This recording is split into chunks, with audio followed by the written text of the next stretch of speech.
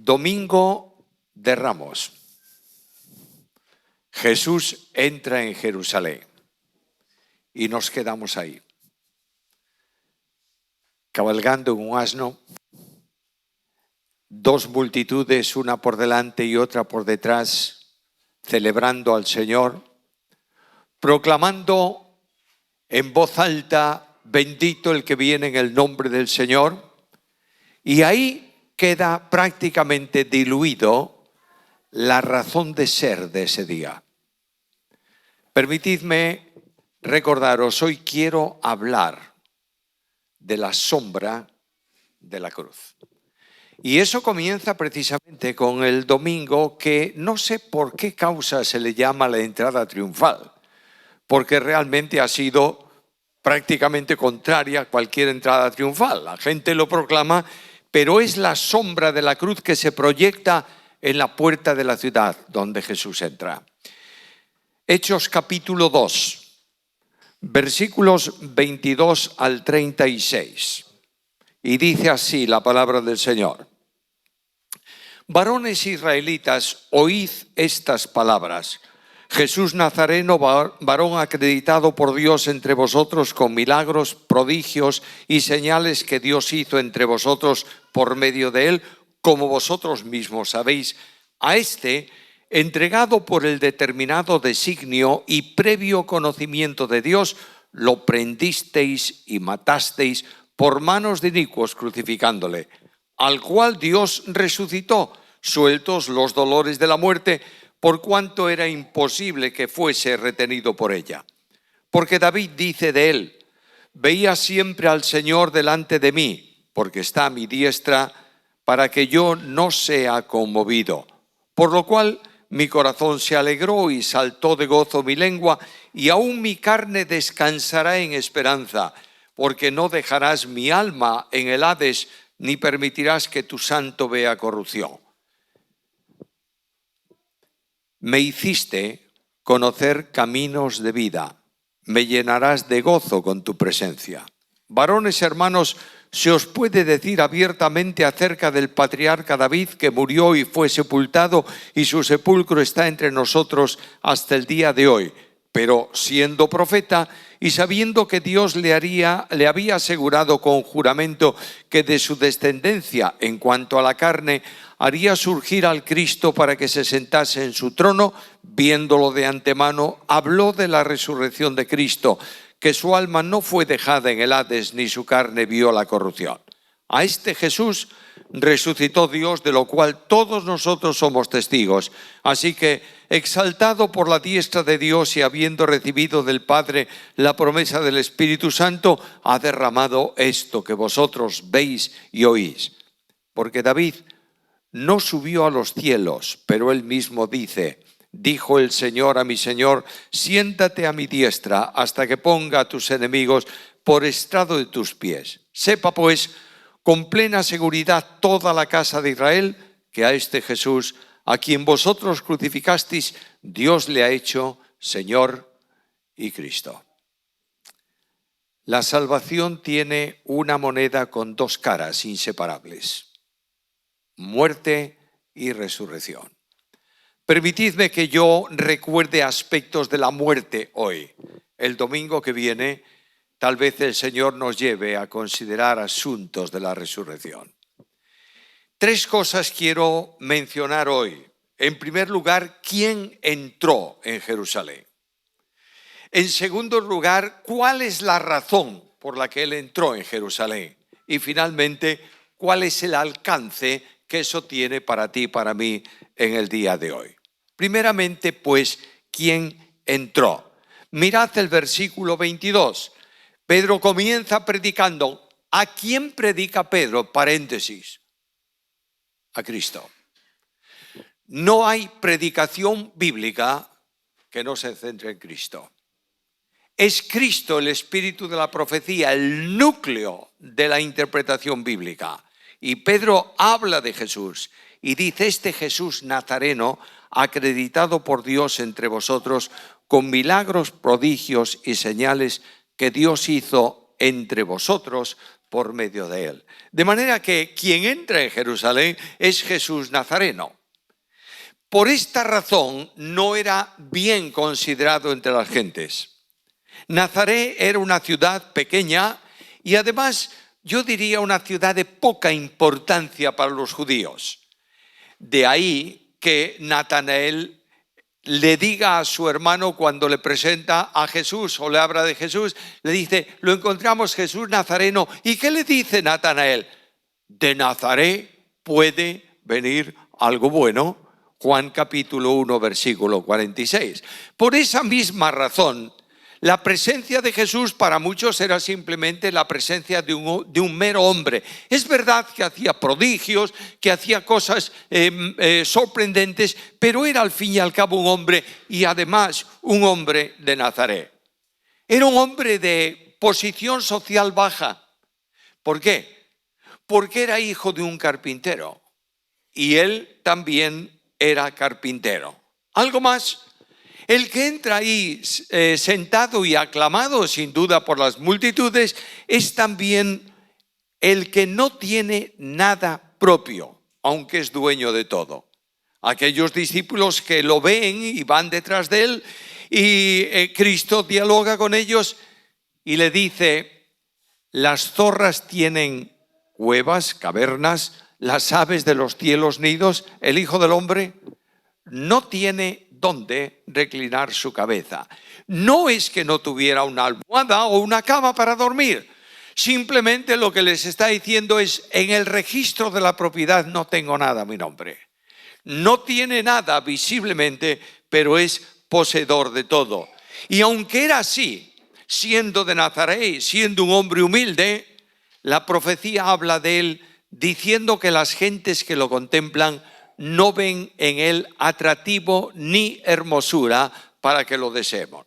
Muchos estaban esperando el Mesías que vendría, se impondría sobre el ejército romano, expulsaría a los que habían ocupado la nación y haría de la nación el núcleo de todas las naciones de la tierra. Y resulta que pasaron 3 años y no ocurrió nada.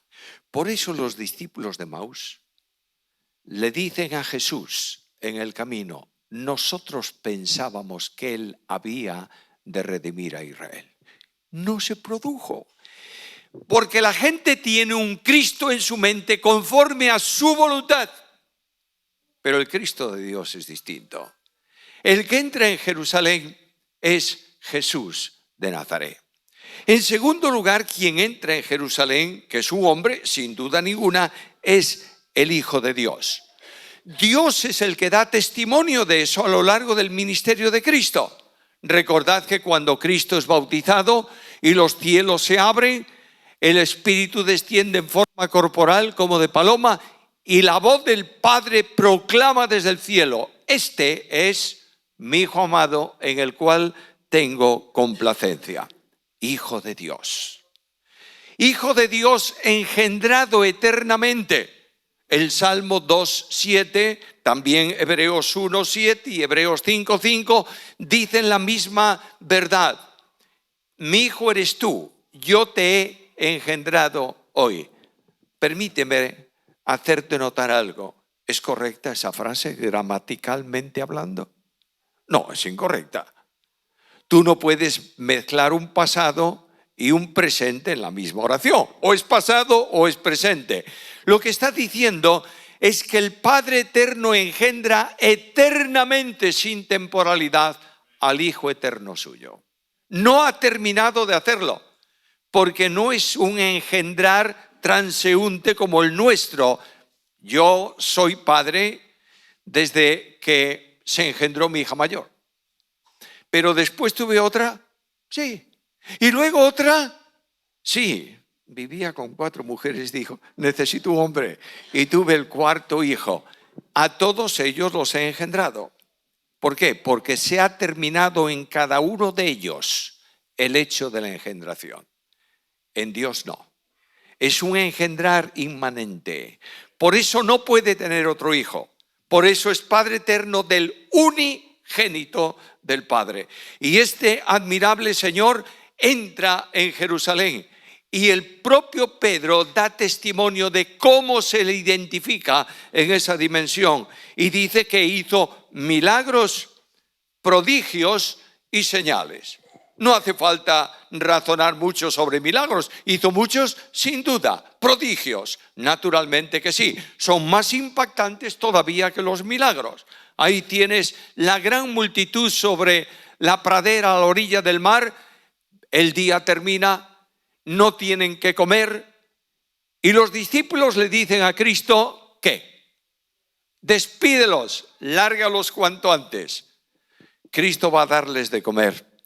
¿Qué diferencia notoria entre lo que son las multitudes para Cristo y lo que son las multitudes para los discípulos? Para los discípulos la multitud es un problema. Para Cristo, ovejas que no tienen pastor. Aquí tenemos una primera lección que yo quiero destacar esta mañana. Las multitudes para nosotros tienen que ser sentidas, vistas desde la óptica de Cristo. Y Él nos manda, id a estas multitudes y dadles el pan de vida en la proclamación del Evangelio. Luego, Cristo otro día, en medio del temporal en el mar de Galilea, viento contrario, marineros expertos, pero viento contrario, olas que se levantan y entran en la barca se llena de agua, los marineros que van a bordo no son capaces de achicar toda el agua que entra. Y es Pedro el que le dice al Señor, Maestro, ¿no te importa que muramos? ¿Y qué hace Jesús? Nada, se levanta y dice al viento, calla, y al mar, enmudece. ¿Qué ocurrió? Se hizo grande bonanza al instante. Ahí tienes un prodigio. No hay forma de explicar naturalmente esto. Y luego hizo señales. Y cuando es Pedro que predica al mundo judío, en aquella ocasión especialmente, y las señales son las evidencias que identificarían al Mesías conforme a la profecía. El Mesías echaría fuera demonios, el Mesías restauraría la visión a los ciegos, y todas esas eran señales que concurrían, que se identificaban en Jesús. ¿Quién entra? Es Dios. Algo más. ¿Quién entra? Es el Santo.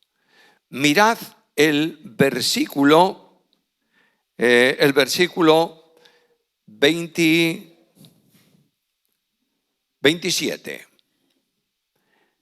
Porque no dejarás mi alma en el Hades, ni permitirás que tú, Santo, vea corrupción. La santidad es una de las perfecciones de Dios por la que Dios es adorado. Cuando abres el capítulo 6 de la profecía de Isaías, ves a los serafines delante del trono que proclaman ¿qué cosa? La santidad de Dios, y dicen permanentemente, Santo, Santo, Santo. Este que entra en Jerusalén es santo, y el propio Pedro da testimonio de eso. Dice, no hizo pecado, ni se halló engaño en su boca. Por eso Jesús, el Señor, cuando le acusaban de pacto y alianza con el demonio, cuando decían que echaba fuera a los demonios por el poder de Satanás, y hablando en ese momento de tensión, Cristo dice, ¿quién de vosotros me redarguye de pecado? No dice quién me acusa, muchos le están acusando, pero dice, ¿quién de vosotros es capaz de hacerme sentir que he hecho algo incorrecto? Jesús es el Santísimo Dios manifestado en carne, y este Dios Santísimo, asómbrate, entra cabalgando en un pollino en la ciudad de Jerusalén. Aquí tienes la sombra de la cruz. Sobre la puerta de entrada de la ciudad por donde pasa Cristo cabalgando, se proyecta la sombra de la cruz que va a levantarse cerca de la ciudad a la mitad de esa semana, donde el Hijo de Dios va a ser clavado por el pecado del mundo. En segundo lugar está la razón. Ya hemos visto quién entra. ¿Por qué entra Jesús en esa ocasión? Lo primero que el apóstol Pedro me hace notar aquí es que la entrada de Cristo en Jerusalén, los acontecimientos de la semana llamada de Pasión, no son el resultado de la casualidad. No es que Cristo termina su vida de una forma violenta como ocurrió en la historia de la humanidad con vidas de personas que trataron de hacer el bien y terminaron siendo maltratados e incluso muertos. No es la casualidad. Pedro habla de soberanía de Dios. Mira el versículo 23 de nuevo. Acreditado por Dios entre vosotros con milagros, prodigios y señales que Dios hizo entre vosotros por medio de él, como vosotros mismos sabéis, a este, entregado por el determinado designio y previo conocimiento de Dios. No es una casualidad. Dios había determinado que esto se produjese. La obra de redención no es un hecho que tuvo que haberse producido por el pecado del hombre. La obra de redención se produce por la soberanía de Dios que lo determina. Dios determinó salvar al pecador y la misión redentora no estaba establecido o no se establece en la historia pecaminosa del hombre, se establece en la eternidad. Escucha la Biblia, quien nos salvó y llamó con llamamiento santo, no conforme a nuestras obras, sino según su propósito. Y la gracia que nos fue dada en Cristo Jesús antes de los tiempos de los siglos. Antes de que Dios se exteriorizase en creación, manifestó su soberanía para salvar. Dios salva al pecador no porque el pecador se vaya al infierno, lo salva porque quiere salvarlo. ¿Entiendes la diferencia? Es la soberanía de Dios que determina salvar al pecador mucho antes de crearlo y mucho antes de que éste cayese. Así está la escritura bíblica. El apóstol Pablo habla de que eso está anunciado como profecía también. Cristo murió por nuestros pecados conforme a las escrituras. Carta primera a los Corintios 15:3. Y así las profecías del Antiguo Testamento puedes leer con calma si te parece bien. A lo largo de esta semana nos han dado vacaciones a todos, ¿verdad? No hay nada que hacer en la semana. Lee la Biblia, por favor. Puedes dedicarle un tiempo a la lectura de la Biblia y busca en las profecías del Antiguo Testamento todas las veces que se hace referencia al hecho de salvación. Y puedes ir a la profecía de Isaías capítulo 53 y versículo 10 y lees estas palabras. Con todo Jehová quiso quebrantarlo, sujetándolo a padecimiento. ¿Quién quiso hacerlo? El Padre Eterno. La cruz es la expresión de la donación de Dios al hombre. Dios se regala a sí mismo para que el hombre pueda entrar nuevamente en contacto con Dios y vivir no cerca de Dios, sino en Dios mismo. Jehová quiso quebrantarlo. Dios lo puso a él para portar sobre sí el pecado del mundo, no por lo que íbamos a hacer, sino por su voluntad. Ahora, esto de la salvación, permíteme decirlo de una forma muy clara que todos podamos entender. Dios no determinó salvar por compunción interna, es decir, por deseo interno, por emoción interna, porque mira, se me pierde la criatura. Dios salva por soberanía, quiso, y no hay opción alguna a pensar de otra manera. El eterno y admirado Dios quiso salvar al pecador. ¿Para qué viene Cristo? Para poner su vida por nuestros pecados. Mira lo que dice Juan capítulo 10, versículo 18. El Hijo del Hombre, el buen pastor, pone su vida ¿por qué? Por sus ovejas. ¿Entiendes esto? Es Él que voluntariamente lo hace, como corresponde al pensamiento trino y uno de la salvación. No es que el Padre determine una cosa y el pobre del Hijo, perdonadme que lo diga con mucho respeto, tiene que someterse a lo que el Padre da y finalmente el Espíritu Santo lo aliente. No está ahí. el Dios Trino y Uno determina salvar al pecador y cada una de las personas divinas toma un papel en esa acción que concuerda plenamente con el pensamiento y la voluntad de Dios. Ahora escucha esto, por favor. No hay posibilidad de cancelar la deuda de nuestro pecado, a no ser que el mismo Hijo de Dios sea hecho por nosotros maldición. Escucha la Biblia. Él nos redimió de la maldición de la ley, hecho por nosotros maldición. Y si sigues en el versículo, porque está escrito, maldito todo aquel que es clavado en un madero. Ahora nota otro aspecto de la soberanía, porque algunos dicen, bueno, está bien, eso puede ser una reflexión filosófica apoyada en la teología, pero no. Voy a algo práctico. Versículo 23.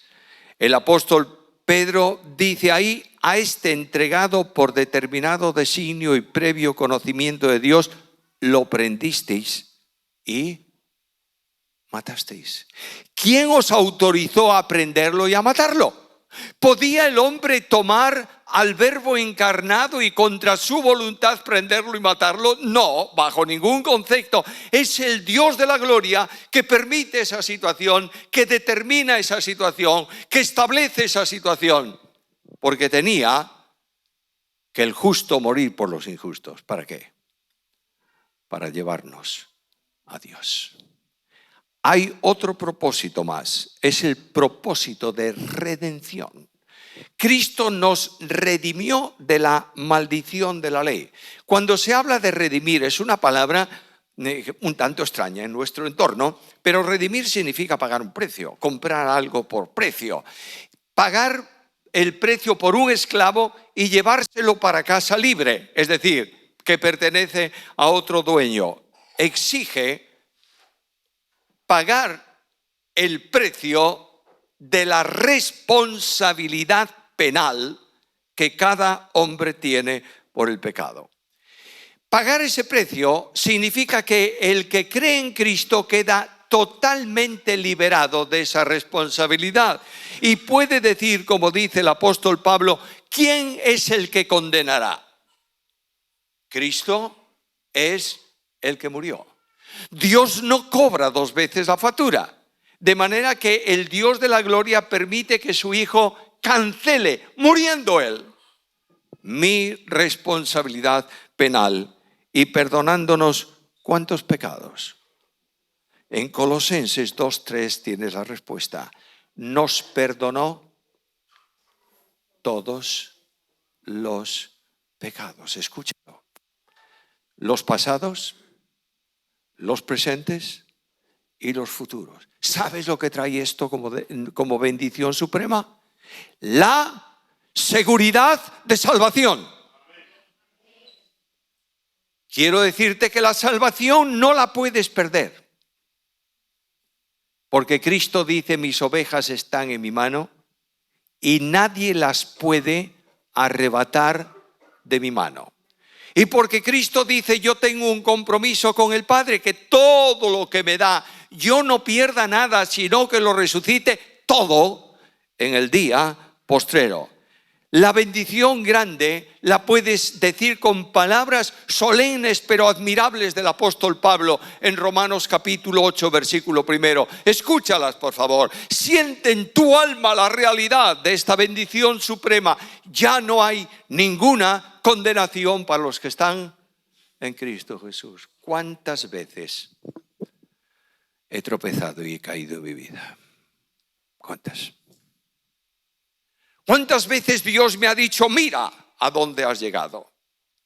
¿Cuántas veces sientes que eres infiel al Señor? ¿Cuántas veces sientes que has cedido en la tentación y has tropezado y has caído? Y dices, ¿y ahora qué, Señor? Y la Biblia te dice, todos tus pecados han sido perdonados. ¿Es verdad que la relación con Dios se interrumpe por el pecado o no? Naturalmente. Por eso el apóstol dice que si alguno ha pecado, venga y confiese delante de Dios para restaurar la comunión. no para perdonar el pecado. Aquí tenemos algo muy importante, tremendamente importante. La salvación es el resultado y la seguridad es el resultado de la cruz. Escucha al Señor. El Señor va a dar su vida en la cruz. Está terminando el momento tremendo de tensión única que nunca podremos llegar a entender porque escapa de nuestro pensamiento. Las tinieblas han venido sobre el Gólgota, hay silencio absoluto en torno a la cruz. Se está terminando el tiempo de la cruz y de pronto Cristo habla y recita el Salmo 22. Dios mío, ¿por qué me has desamparado? Y luego de que recita ese salmo, viene un momento de victoria, en donde Cristo dice, consumado es. ¿Sabe lo que significa? Todo pagado. No tienes nada que pagar, Él lo ha cancelado. Esa palabra, dos en castellano, una en griego, se usaba por los griegos para poner esa palabra, se ponía en una factura.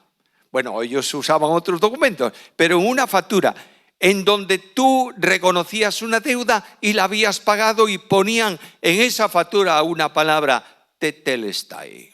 ¿Sabes qué significa? Consumado es. No hay que pagar. Dios tomó mi deuda, que estaba acreditada por las obras de la ley que me eran contrarias y la puso clavada con Cristo en la cruz. Y la sangre de Cristo me limpia de todo pecado. Y aquí tienes la victoria de esa cruz que se va a levantar en el camino de Cristo, por la cual tenemos perdón de pecados y vida eterna. ¿Algo más? Sí. Hay muchas más cosas. Voy a mencionar dos nada más, no tengo tiempo para más, porque quiero llegar al tercer punto. Y la segunda cosa que quiero hacer notar es que la cruz provee de libertad. Cristo dijo algo a los que estaban en su tiempo, les dijo un día, si el Hijo os libertare seréis. Pero Él libertó a unos poquitos, no a muchos, y de pronto la cruz. Y en esa cruz se produce la genuina libertad sobre las tres cadenas que cayeron en el hombre cuando el hombre pecó. La libertad sobre el yo. Escucha lo que dice Pablo en Gálatas 2:20, otro libro que os recomiendo para leer en esta semana. Y dice Pablo en Gálatas 2:20, con Cristo estoy juntamente crucificado y ya no vivo yo. Mira, no sé si nos damos cuenta, creo que sí. ¿Sabéis cuál es lo más problemático que tienes en tu vida y en la mía? El yo. De manera que ¿quién manda en mi casa? Yo. Y cuando no me obedecen, han ofendido a don yo, ¿verdad? Y en la iglesia no me tratan nada bien. Yo quería hacer tal cosa, pero resulta que no me atienden, se lo han dado a otro. Estoy ofendido. ¿Quién está ofendido? Yo. Ahí tienes el problema. Y de pronto Cristo en la cruz cambia esa situación y saca tu yo y pone el suyo para que puedas vivir en libertad. ¿Algo más? En esa cruz cancela la opresión de la carne. ¿Tienes problemas con la carne? Yo también. Y no estoy hablando de la de comer en el plato. Con la carne espiritual. ¿Tienes algún problema? Yo todos los días, en cada momento tengo un problema con la carne. ¿Y cómo me libero yo de eso si forma parte de mi naturaleza caída? Escucha la Biblia. El que ha sido crucificado con Cristo ha clavado con él la carne y sus pasiones. Y esa cruz detiene el poder de la carne sobre ti. Y por último, la cruz es la gloria del creyente porque elimina la esclavitud del mundo. Y Pablo dice en Gálatas 6:14, lejos esté de mí gloriarme, sino en la cruz de nuestro Señor Jesucristo, por quien el mundo me es crucificado a mí y yo al mundo. Y esa cruz provee libertad. ¿Algo más? Escúchame, por favor. Mantente firme en la libertad. Que nadie te esclavice. Que la religión no te esclavice, que las costumbres no te esclavicen, que el sistema no te esclavice. Eres libre. Y Pablo dice, estad pues firmes en la libertad con que Cristo os hizo libre. No te dejes esclavizar. Por último, hay victoria en la cruz para ti y para mí. Leo un texto. Y despojando a los principados y a las potestades, los exhibió públicamente, triunfando sobre ellos en la cruz. Algunos sentimos esta mañana una realidad tensa espiritualmente hablando. Los demonios están luchando contra la iglesia y contra los creyentes. ¿Es así o no? Bueno, la Biblia lo dice. ¿Y tú lo sientes de vez en cuando? Naturalmente que sí. Y la Biblia dice que la lucha nuestra no es contra carne y sangre, sino contra principados y potestades, contra las huestes de maldad en las regiones celestes. Pero escúchame, no te manda a ti pelear contra ellos. Son ellos los que pelean contra ti. Cristo los derrotó en la cruz y te ha colocado en el lugar de victoria. Y ninguno de ellos puede hacerte nada siempre que uses la armadura de defensa que Dios te dio. Me sorprende ver a algunos tratando de pelearse con los demonios. Vamos a pelearnos con los demonios. Vamos a pisar la cabeza a Satanás y cosas por el estilo. Están derrotados. No entres en el campo de la lucha con ellos, te van a derrotar. Simplemente mantente firme en Cristo Jesús, porque somos más que vencedores por medio de aquel que nos amó. Termino. ¿Cuál es el alcance? El alcance es simple. Versículo 39. ¿No lo leíste antes? No, lo leo ahora. Porque para vosotros es la promesa, y para vuestros hijos, y para todos los que están lejos, para cuantos el Señor Dios llame. Esta obra de la cruz no es para algunos. Cristo no murió solo por algunos. En tu entorno cerca de aquí vas a escuchar esta doctrina que no es completa porque no es bíblica.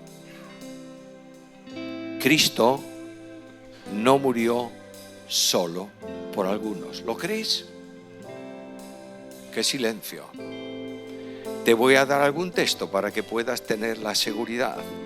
Mira lo que dice Pablo en primera carta a Timoteo capítulo 2 versículo 6. Cristo se dio en rescate ¿por quién? Por todos. Mira lo que dice en la misma carta, primera carta a Timoteo 4:10.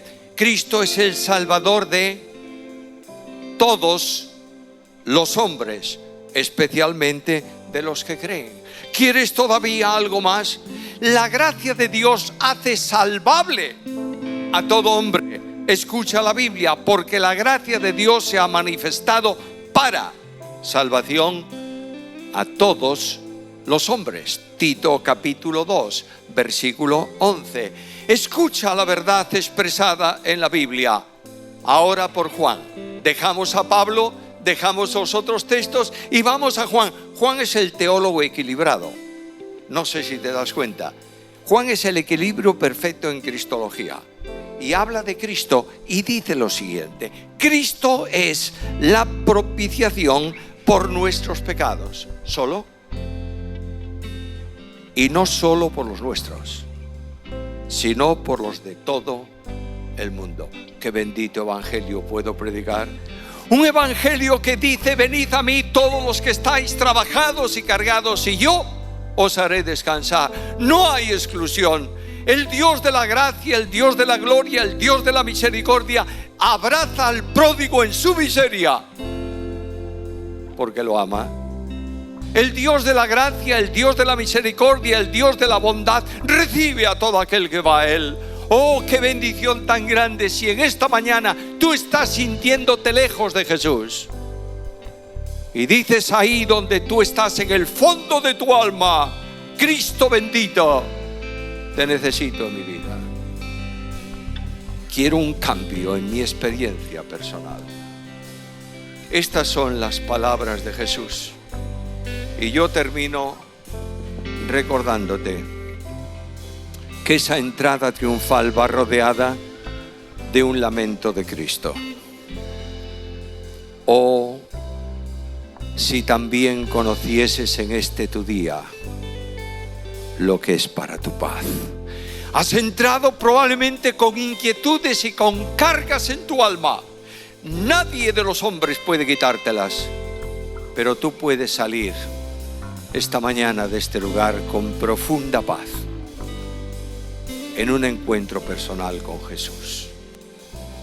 El Señor invita a todos esta mañana, y si hay entre nosotros alguna persona que siente necesidad de encontrar su paz con Dios, paz con Él mismo, paz con los hombres, puedes decir a Cristo ahí donde tú estás: Señor Jesús, te recibo como mi Señor y mi Salvador personal.